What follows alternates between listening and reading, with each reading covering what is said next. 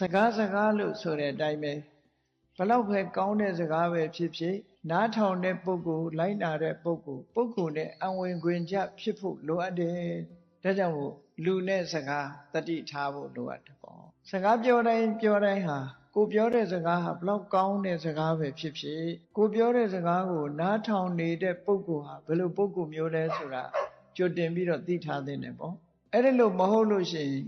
ကိုပြောတဲ့ထောင်တန်စကားသို့မဟုတ်သိမ့်ချီတန်တဲ့စကားတန်းချီတန်တဲ့စကားဟာမော့ပြက်ဖြစ်သွားနိုင်တယ်စကားပြောပြီးဆိုရင်လူတိုင်း